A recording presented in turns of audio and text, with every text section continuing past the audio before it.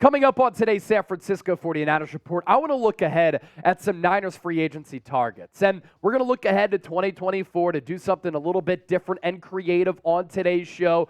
One free agent target is already on this Niners team. The other fulfills a massive need on this club that continues to be a huge problem on this Niners offense. So without further ado, we're doing this show because ESPN put together a list of the top 25 free agents. And one of my jobs here on the show is to entertain and inform. So here, I'm informing you on today's show because this list is going to matter once we shift gears to the offseason. And a lot of notable players on this list if you're just a casual NFL fan, but of course, you can make those connections for which players make sense as free agent targets for this ball club. Number one free agent, according to ESPN, defensive end Brian Burns of the Carolina Panthers, who the Niners did check in on going into the NFL trade deadline. At number two, Chris Jones restructured his contract with Kansas City this year, best defensive tackle in the game. Kirk Cousins going to be coming off a torn Achilles. We'll see what his market is. I imagine it's going to be vast because teams are always looking for a quarterback. At number four, Christian Wilkins of the Miami Dolphins, a fantastic defensive tackle. At number five, Danielle Hunter, very good edge rusher who's been one of the best defensive ends in football with the Minnesota Vikings.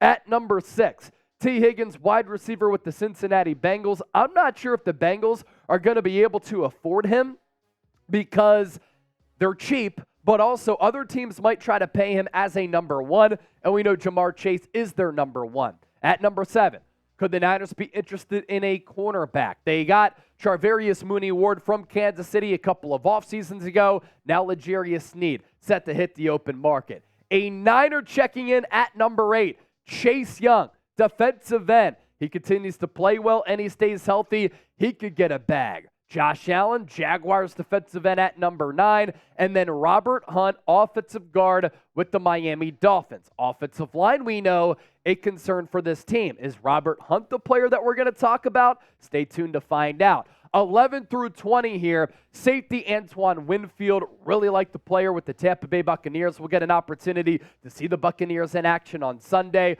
Cornerback Jalen Johnson, who according to reports, the Niners checked in on as well. Justin Matabuke, the defensive tackle, checking in at number 13. Mike Evans, star-studded wide receiver at number 14. Jonah Williams, offensive tackle for the Bengals. He's completely overrated in my opinion because he hasn't been that good. And then rounding out 16 through 20, Saquon Barkley, running back. Kendall Fuller, another cornerback. Jonah Jackson, an offensive guard. Calvin Ridley, wide receiver at 19. And Devin White at number 20. Last five players, according to ESPN, on the top 25 free agent list. Dalton Schultz, tight end. Josh Jacobs, running back. Michael Pittman Jr., wide receiver. Kyle Duggar, safety. Talked a little bit about him because he was rumored to be on the trade market going into the deadline as well. And then Baker Mayfield at quarterback. Is he going to stay with the Bucs? What he could do this week against San Francisco could go a long way in determining his fate. With that, we pop up this question. Which free agent or free agents do you want the Niners to sign? Drop me a name or names down below in the comments section and get active down there. Before we continue to move forward with today's show and look at some targets for San Francisco that ESPN linked to this team, make sure you sign up with Prize Picks. $100 deposit match at prizepicks.com/CLNS. This is Daily Fantasy Sports made easy. And the picks that I like this week, what's cool is that you can choose more or less on these picks. So I'm going to allow you on today's show to make your selections for this week. Do you like Nick Bosa more or less? 0.75 sacks. I like more, working off of what he did against Jacksonville. Jake Moody, more or less, 1.5 field goals made. I like more because I think that the Niners are going to be able to move the football and put up a lot of points, and Jake Moody will have opportunities there. And then Thursday Night Football, Nelson Aguilar, more or less, 7.5 receiving yards. I like more. Hasn't been targeted all that much. Little more than 200 receiving yards this year, but an average yards per catch of 7.5. All he has to do is catch one football. Daily Fantasy Sports made easy. It's prizepicks.com/CLNS. Use that code CLNS for a $100 deposit match. The number 8 free agent on that list, of course, Chase Young, formerly of the Washington Commanders, currently with the San Francisco 49ers. A salary this year of $5.3 million. The Niners are paying him about $500,000 the rest of the way. Pretty good deal right there, especially when they gave up a third-round compensatory pick, and they're going to get back most likely a third-round compensatory pick. His age entering the 2024 season, he will be 25 years old, right in the midst of his prime. The Commanders did not exercise his fifth-year option, so he's in year 4 right now, set to hit free agency, and that's why he's on an expiring contract. Here's what ESPN had to say on why Young could get paid big-time dollars by either the Niners or another team across the NFL. The start to Young's pro career has been disrupted by injuries, as he has played in only 35 games since going number 2 overall in 2020.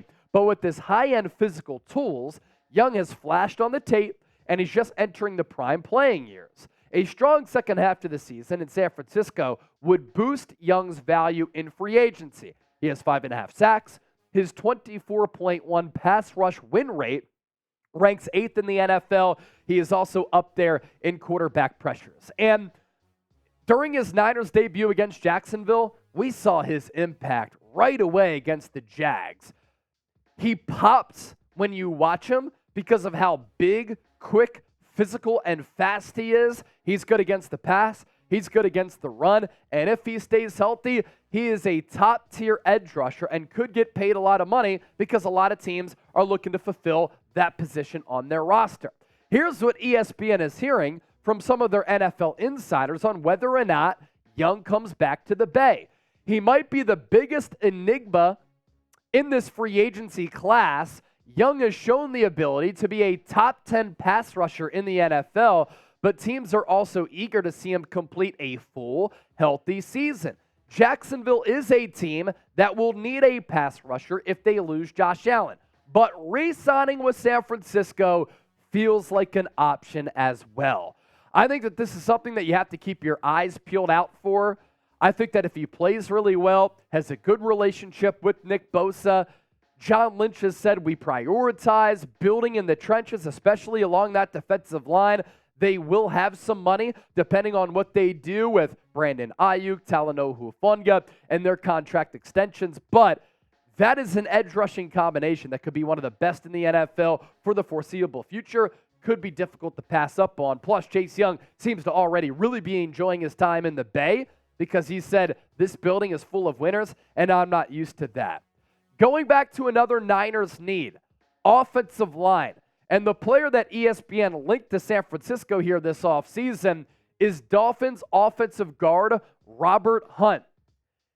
Now, this makes a lot of sense, and it proves to be a talking point here because he's playing in Mike McDaniel's offense. Mike McDaniel, a Kyle Shanahan protege. $3 million salary this year in 2023. His age entering 2024 is 28 years old. And San Francisco at right guard and at right tackle simply has not been good enough this year. And here's ESPN on why Hunt could get paid. 6'6", 322 pounds. He has the movement ability to mirror and win in pass protection, where he has registered a pass block win rate of 89.8% this year.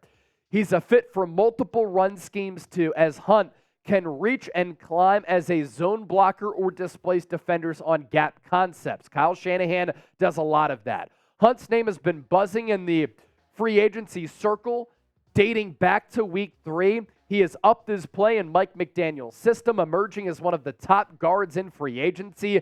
And McDaniel's style of offense suits him, using his mobility to block downfield in the running game. And to that point, the Niners could use guard help. You look at Hunt's numbers here in 2023, very solid player this year. You hope that he can continue that and not see his play dip after he gets paid. Overall Pro Football Focus grade of 73.4. That is above league average. Pass blocking grade of 72.9. Run blocking grade of 70.6. He's played 453 total snaps, all of those coming at guard. Pass blocking snaps, 275 of them. What you want to hone in on here, 1 penalty, 1 hit allowed on Tua Tagovailoa. We know that he's a little bit fragile, especially with the head injuries, and only 4 pressures.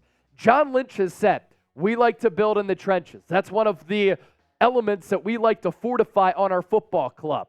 John, you've done that with defensive line. You paid Trent Williams. You drafted Aaron Banks in the second round. What have you done at center, right guard, and right tackle? Pretty much nothing. So please address and spend in the trenches in 2024 so that you could keep Brock Purdy upright and not on his back.